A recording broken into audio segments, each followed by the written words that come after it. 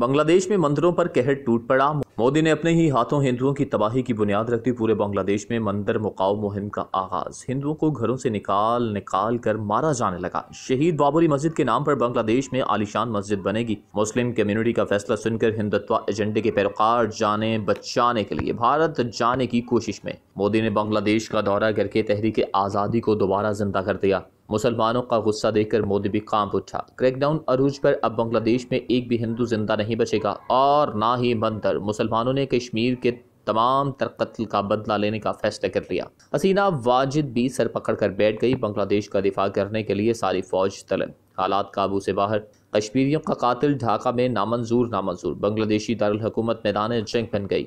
حسینہ واجد کو لٹکا دو مطالبہ زور پکڑ گیا۔ قاتل کو بطور مہمان بلانے پر ڈھاکہ کا نقشہ بدل گیا۔ بنگلہ دیش کی تمام تنظیموں نے ایکا کر لیا۔ ٹھیک کچھ عرصے بعد بنگلہ دیش میں کیا ہونے جا رہا ہے خبروں میں سب آ گیا۔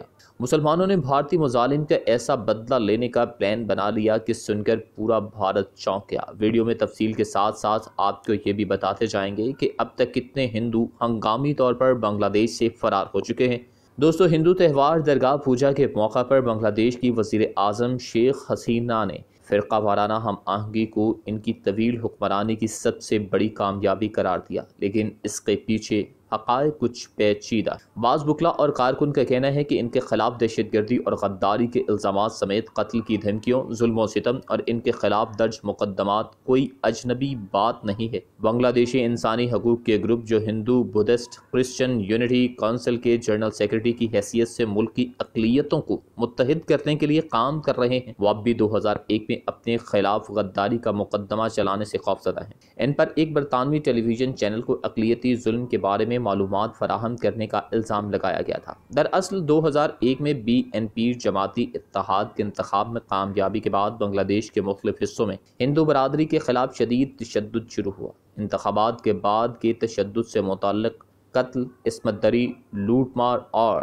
تشدد سمیت ہندوؤں کو ہراساں کرنے کی اطلاعات ہیں۔ اس حوالے سے ایک خطاب 2001 کے انتخابات کے بعد ہندو موت کے مطابق BNP کے حامیوں نے ضلع بھولا میں کم از کم 10 ہندو خواتین کے ساتھ عصمت دری کی اور متعدد ہندو مکانات کو لوٹا۔ بین الاقوامی مذہبی آزادی 2004 کے بارے میں سالانہ رپورٹ میں کہا گیا کہ 2001 کے انتخابات کے بعد دنگے فسادات میں جب ایک ہندو خاندان کے 11 افراد کو زندہ جلا دیا گیا تو آتش گیروں نے چٹاگانگ کے قریب اپنے ہی گھر کو بھی نذر آتش کر دیا تھا تاکہ شک نہ ہو۔ اس حوالے سے اقلیتی حقوق کی خاطر کام کرنے والے کارکن داس گپتا سے جب بات کرنے پر انہوں نے بتایا کہ ان پر اپنے ملک کے مفاد کے خلاف کام کرنے کا الزام عائد کیا گیا، جو بنگلہ دیش کے انٹرنیشنل کرائمز ٹریبیونل کے پروسیکیوٹر بھی ہیں۔ انہوں نے اس نمائندے کو بتایا کہ بنگلہ دیش جیسے ایک مسلمہ اکثریتی مسلم ملک میں ہندوؤں کو اکثر شک کی نگاہ سے دیکھا جاتا ہے۔ انہوں نے کہا کہ بہت سے لوگوں کا خیال ہے کہ ہم ہندوستان کے مفاد کے لیے کام کرتے ہیں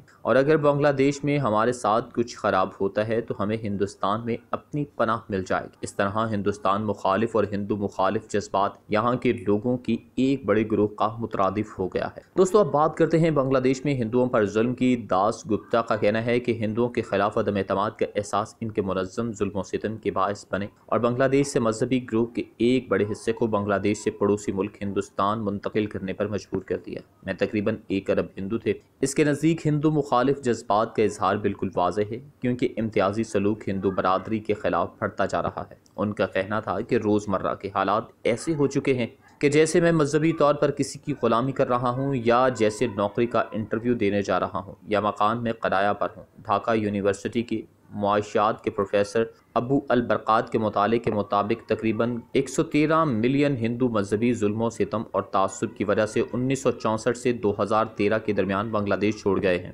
برکات نے اپنی کتاب بنگلہ دیش میں ہندو اقلیت کی محروم زندہ رہائشی جائیداد میں یہ بھی کہا کہ بنگلہ دیشی ہندوؤں نے گزشتہ 5 دہائیوں میں اس ملک میں 2.6 ملین ایکڑ اراضی کو کھو دیا ہے۔ ہندوستان کے وزیر داخلہ امت شاہ نے ہندوستانی پارلیمنٹ میں متنازع شہریت ترمیمی قانون کو لاگو کرتے ہوئے کہا کہ 1947 سے بنگلہ دیش کی 22% آبادی غیر مسلموں پر مشتمل ہے۔ بنگلہ دیش کی آخری مکمل آبادی مردم شماری کے مطابق جو 2011 میں مکمل ہوئی تھی، موجودہ ہندو آبادی 14 ملین ہے، جس میں بنگلہ دیش کی 8.5% آبادی مشتمل ہے۔ بنگلہ دیشی ہندوؤں کے बांग्लादेशी हिंदुओं के मफाद के लिए काम करने वाले एक ग्रुप बांग्लादेश के कौमी हिंदू महाजोत के सेक्रेटरी जनरल गोबंत चंद्रा प्रेमनक ने इस बात पर कहा कि 2001 में BNP जमात की मखलूत हुकूमत के इक़्तिदार में आने के बाद कम्यूनिटी पर मुतअद्दिद हमले किए गए।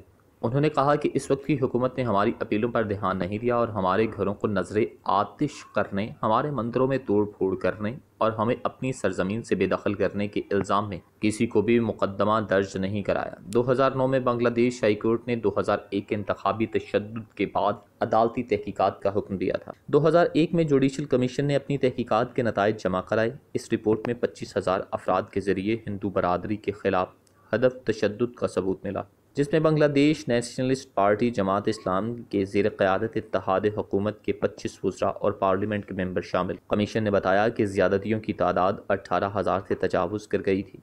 इस रिपोर्ट में बांग्लादेश की अक़लियती हिंदू बरादरी के खिलाफ तशद्दुद, आतिशज़नी, लूटमार और तशद्दुद के वाक़यात को भी नोट किया गया। इस रिपोर्ट को BNP जमात इत्तेहाद ने मुस्तरद कर दिया था और उन्होंने तहकीकात को मुतअस्सबाना होने का इल्ज़ाम आयद किया। ये सच है कि अवामी लीग के हुक्मरानी के तहत सूरत हाल बेहतर हो गई है, लेकिन हिंदुओं में अदम तहफ़्फ़ुज़ का एहसास अब भी बहुत ज़्यादा है। हिंदू महाजोत के अदाद शुमार के मुताबिक 2019 में हिंदुओं को पूरे मुल्क में मजमूई तौर पर 683 हमलों का सामना करना पड़ा, जिसमें मजहबी अक़लियत के 31,505 अफराद मुतासिर हुए थे। मुल्क में मजमूई तौर पर 153 वाक़यात देखने में आए। हिंदू महाजाय के अदाद शुमार के मुताबिक सन 2019 में हमलों, तोड़ फोड़ और हिंदू मंदिरों को आग लगाने के वाक़यात 2018 में ये तादाद 131 थी।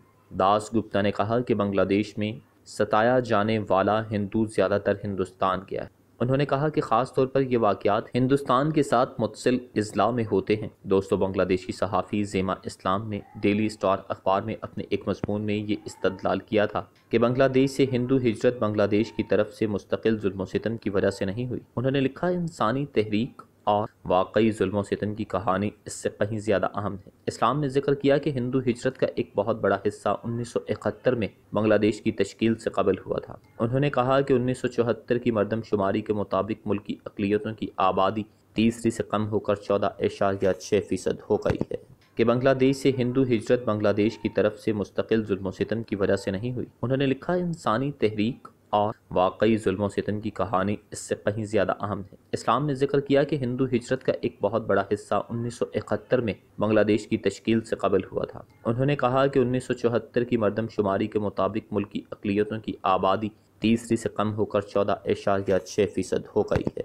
कि बांग्लादेश से हिंदू हिजरत बांग्लादेश की तरफ से मुस्तकिल जुल्म सितम की वजह से नहीं हुई। उन्होंने लिखा, इंसानी तहरीक और वाकई जुल्म सितम की कहानी इससे कहीं ज़्यादा अहम है। इस्लाम ने जिक्र किया कि हिंदू हिजरत का एक बहुत बड़ा हिस्सा 1971 में बांग्लादेश की तश्कील से कबल हुआ था। उन्होंने कहा कि 1974 की मरदमशुमारी के मुताबिक मुल्क की अक़लियतों की आबादी 30 से कम होकर 14.6% हो गई है।